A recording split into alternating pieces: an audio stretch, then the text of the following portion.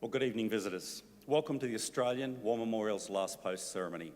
My name is Richard Cruz, and joining us today from the Australian Army is Lieutenant Colonel Malcolm Stewart. We warmly welcome the family of Private Thomas Henry Puddephatt, who are watching the live stream broadcast of this evening's ceremony. We welcome the veterans who have served, those that are still serving, and the families that love and support them. We acknowledge the members of RSL and Services Clubs Association, RSL Victoria and RSL Queensland, who are watching the broadcast of this ceremony across Australia. During this evening's ceremony, wreaths will be laid at the base of the Pool of Reflection by visitors and students on behalf of the following schools. From New South Wales, Parks Christian School. From South Australia, Trinity College, South Campus Primary Department, Gawler. And St Mary's College, Secondary Department, Adelaide. And from Victoria, King's College, Secondary Department, Warrnambool. If you're able, I invite you all to please stand and join in singing the National Anthem.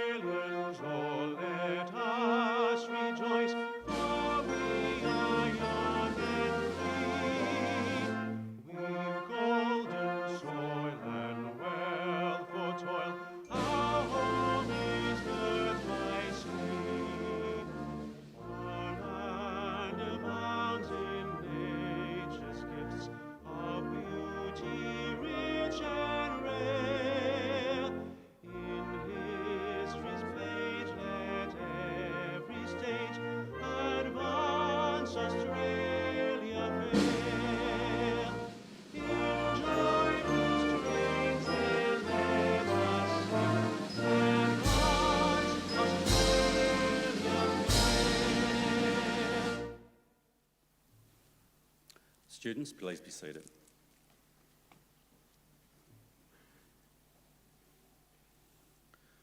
The Australian War Memorial was the vision of Charles Bean, Australia's First World War official historian.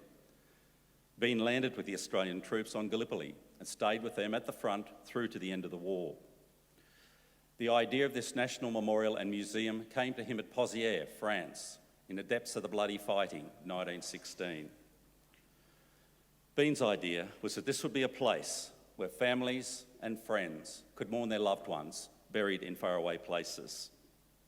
It would also be a place that could help all Australians understand what these men and women had endured and what they had done for us.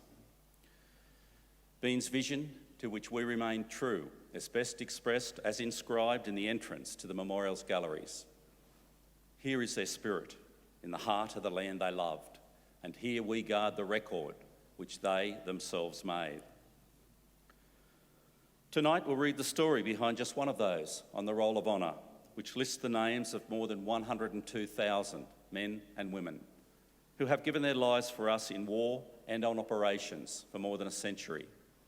But first we present a lament, Flowers of the Forest. Wreaths and floral tributes will now be laid at the base of the Pool of Reflection.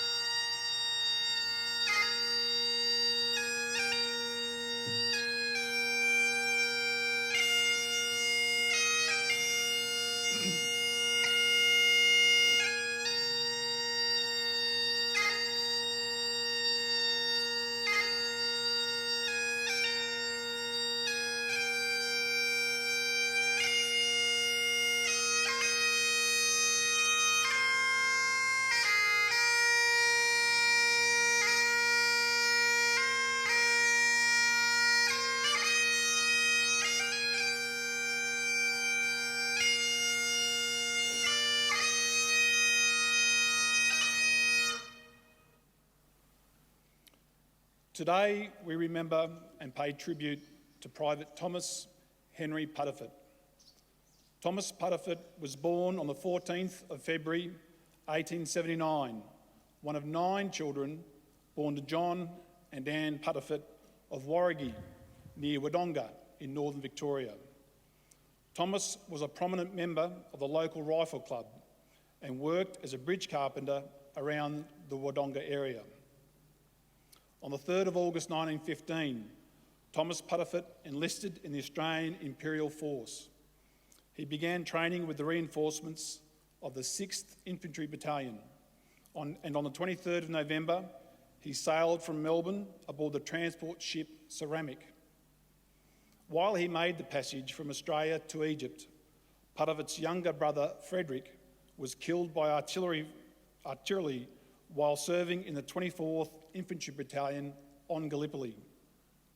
While in Egypt, Thomas Puddephatt transferred from the 6th Battalion to a new unit, the 1st Pioneer Battalion. Pioneer battalions played a vital role. Their members served as engineers and were involved with digging, clearing and maintaining trenches. But they also carried weapons and, when required, could be used to support frontline troops. In March 1916, Puddephatt sailed with his new unit from Egypt for France and the war on the Western Front. Soon after their arrival in Marseille, in southern France, Puddephatt and the 1st Pioneer Battalion moved north to the area near the fighting of Armentières and Fleur Bay.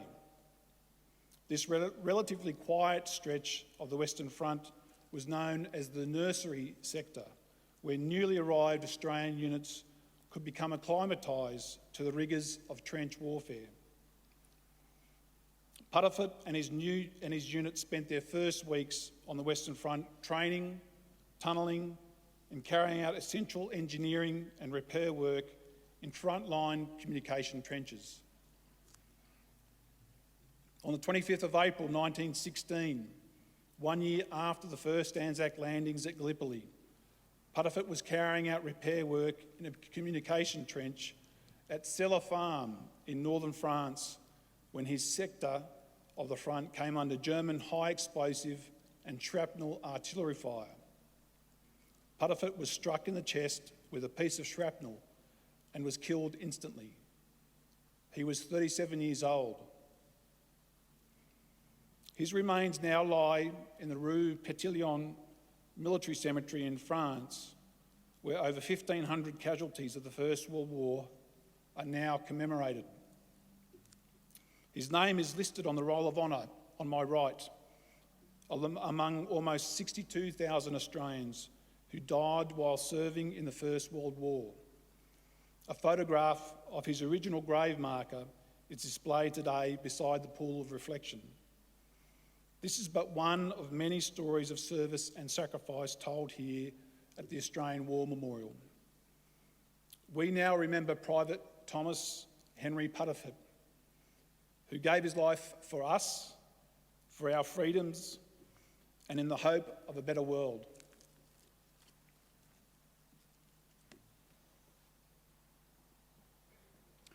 Please stand for the reading of the ode and the sounding of the last post.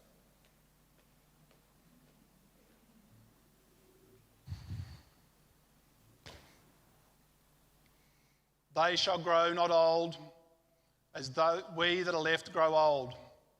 Age shall not weary them, nor the years condemn. At the going down of the sun and in the morning, we will remember them. We will remember them.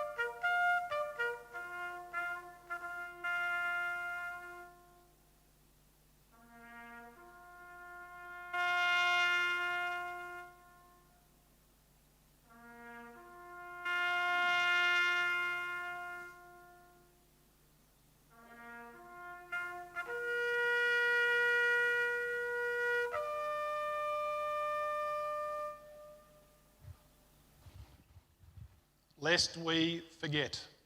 Lest we forget.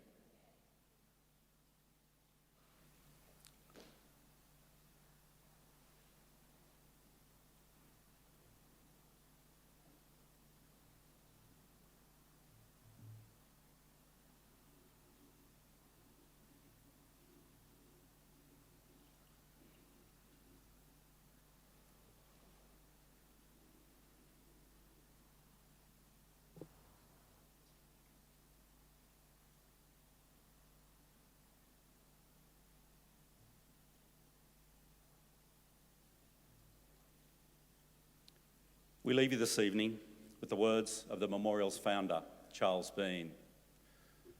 Many a man lying out there at Pozières or in the low scrub at Gallipoli, with his poor, tired senses barely working through the fever of his brain, has thought in his last moments, well, it's over. But in Australia, they will be proud of this. Ladies and gentlemen and students, that concludes this evening's last post ceremony. We thank you for visiting the Australian War Memorial and wish you all a very good evening. Thank you.